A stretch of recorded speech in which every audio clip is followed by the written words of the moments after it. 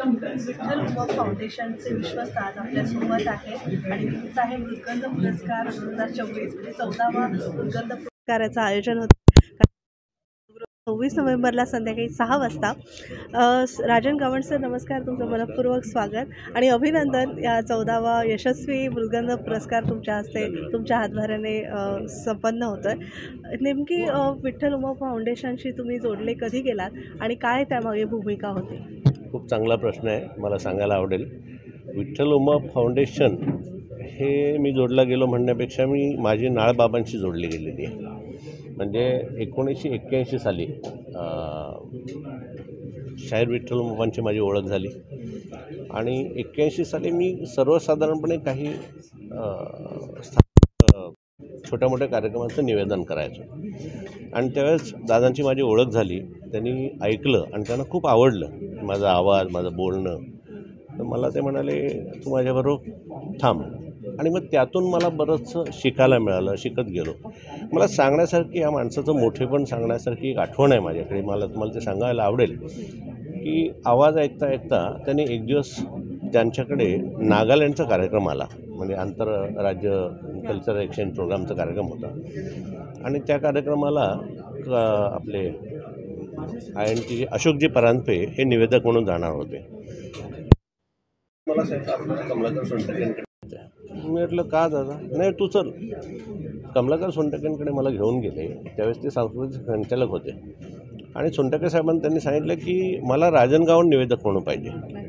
म्हणजे आश्चर्याची गोष्ट होती. मी I was nobody at that time आणि एक सर्वसाधारण निवेदन करणारा माणूस होतो. पण दादांनी त्यांना सांगितलं की नाही, मला राजन गावंड पाहिजे. त्यावेळेस सोनटके साहेबांना आश्चर्य वाटलं. ऐसी क्या चीज़ है जो इनको लेके जाए? मैं तो तुम्हें अशोक जी दे रहा हूँ. नहीं, मुझे ये चाहिए, ये बंदा अगर होगा तो मैं जाऊँगा, नहीं तो मैं नहीं जाऊँगा. हां. आणि त्यानंतर मग ठीक आहे म्हणे. अर्थात ती सगळी त्यांच्या सांकेतिक भाषा होत्या. त्याच्यानंतर सोनटके साहेबांनी मला सांगितलं, ठीक आहे बेटा, सुनाव कुछ.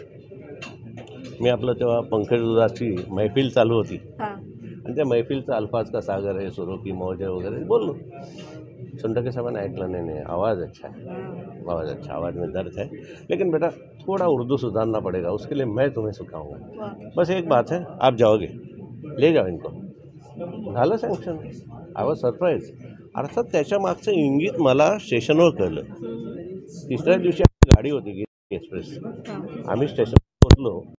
उमादादा माझ्याकडे आले आणि तू मेरे साथ नहीं रहेगा? म्हटलं, क्या बात आहे? त्यांना माहिती होतं अशोकजी कॅन्सल होणारच नाहीत, पण हा ॲडिशनल येईल आणि आज से तू ये बोगी है, ये उनका है, इनके साथ रहना, तू सीख पाएगा बेटा.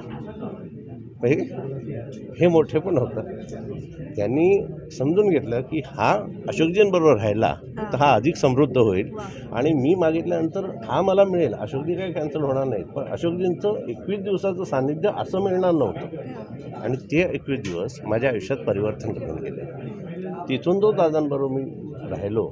मग त्याच्यानंतर दादांच्या घरासमोर कधी मातीच्या ढिगावर, कधी कुठल्या रेतीच्या ढिगावर, कुठेतरी बसून आम्ही शिकत गेलो आणि मी अभिमानाने, आनंदाने सांगतो, मी जे काही बोलतो आत्ता त्यातलं 50% माझ्या आईवडिलांचं आहे आणि 50% बाबांचं आहे आणि यातून मला पुढं बरंच जाता आलं आणि तो सगळा प्रवास असा पुढे चालू राहिला. बाबांनी मला मानसपुत्र मानलं, ते चौघंजण, मी 5वा आणि बाबा असेपर्यंत सातत्यानं प्रत्येक गणपतीला माझ्या घरी जेवायला यायचे, कार्यक्रमाला बोलवायचे. सगळीकडे माझा बराचसा प्रवास पुढचा वेगवेगळा झाला. मी साखर संघात होतो, आत्ताही काही राजकीय प्रवास आहे, पण ह्या सगळ्यामध्ये त्यांचा मुलगा म्हणून राहणं हे एक वेगळं आत्मिक समाधान आहे. आणि मग मी मगाशी जसं म्हटलं तसं बाबा गेल्यानंतर आम्हाला ते जाणवलं की हे पुढे न्यायला पाहिजे.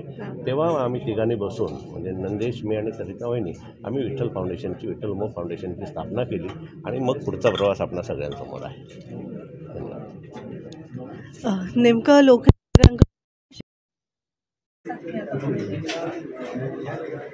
शाहीर विठ्ठल या माणसाकडे मी काय शिकलो, सर्वप्रथम माणसासारखं कसं वागायचं. म्हणजे मग तो पार्क आयलंडला गेलेले लोक आहेत, 4 लोकांमध्ये वावरलेले आहेत, जमिनीवर वावरलेले आहेत. या सगळ्यातून स्वतःला बॅलन्स ठेवून कशा पद्धतीने लोकांपर्यंत जायचं आणि लोकांपर्यंत कसं करायचं. आता या सगळ्यातून त्यांच्याकडून मी जे शिकलो त्याचा मला कुठे काय झाला मी सांगतो की मनसेची स्थापना झाल्यानंतर राजसाहेबांनी माझ्यावर एक मोठी जबाबदारी टाकली. ठाणे जिल्हा केंद्रासाठी होतो अगदी सुरुवातीला. त्यानंतर मी विधानसभा आणि मनसेच्या स्थापनेसाठी संपूर्ण महाराष्ट्रात गेलो. त्यावेळेस हे जे काही बाबांकडे शिकलं होतं ते माझ्यासोबत आम्हाला आलं.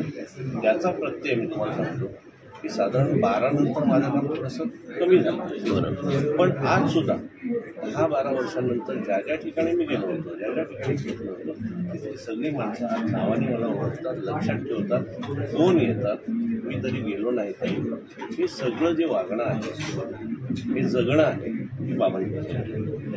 कारण तीच गोष्ट बाबाच्या बाबतीत झाली की बाबा गेल्यानंतर इतकी वर्ष झाली तर बाबा गेले असं काही झालंच नाही. अनेक माणसं जातात परंतु कालांतराने हळूहळू त्या स्मृती त्यांच्या नामशेष होतात. इथं नाही झालं, इथं वाढत राहिलं. आणि त्याचं दुसरं कारण म्हणजे निर्देश की तो बाबांमधला जो बाबा होता हरवला असता तो त्यांनी जिवंत ठेवला आणि तो पुढे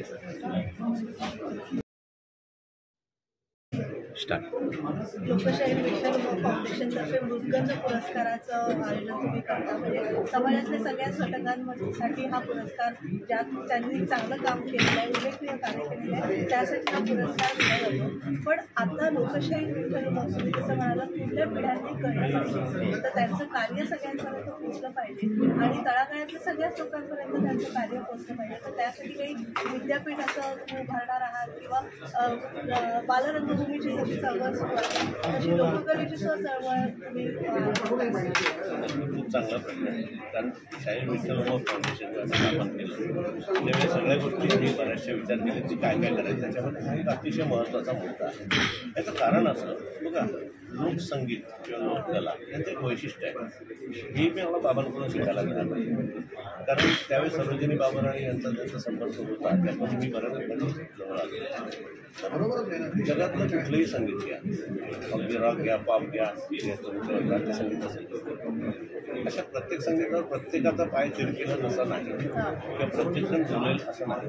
पण लोकसंगीत हे असं आहे ते एकदा हलगी वाजायला लागली, एखादं वाद्य वाजायला लागलं किंवा एखादी झालं की जो कोणी असेल त्याचा पाय चिरकायला लागतो. ही जादू जर त्या संगीतात आहे, तो मूळ गाभ आहे आणि तो जिवंत ठेवणं गरजेचं आहे. आणि त्यामुळे त्या लोककलेला, त्या लोकसंगीताला आणि किंबहुना जगातल्या अनेक क्रांती किंवा जगातल्या अनेक महत्त्वाच्या गोष्टी करताना लोकसंगीत आणि लोककलेने खूप मोठ्या जबाबदाऱ्या. मग भारताचा स्वातंत्र्य मिळवण्याचा पण काळ असेल, संयुक्त महाराष्ट्राचा लढा असेल, अशा बऱ्याच गोष्टी. त्यामुळे ही लोककला आणि लोकसंगीत मिळवण्यासाठी शाहीर विठ्ठल फाउंडेशन अकादमी स्थापन करतोच आहोत. फक्त अडचण येते निधीची. तिथं आमचं लोकांना आव्हान आहे की हे जे काही पाऊल आम्ही उचलतोय आणि उलट आपल्या भारतातल्या लोककला या जगाला नाजावणाऱ्या सहभाग आम्हाला हवा आहे. आणि पुढच्या पिढीला शाहीर विठ्ठल उमापत नाही तर या भारतातले सगळे लोक कळावे आणि त्यांचं कला पुढे जाणं सुधारणा व्हावी. यासाठी आमचं सगळ्यांचं आम्हाला आव्हान आहे. आम्ही सगळ्यांना आव्हान करतो की आपण सगळ्यांनी आम्हाला साथ द्या, आपण हे मिळून पुढे नेऊया.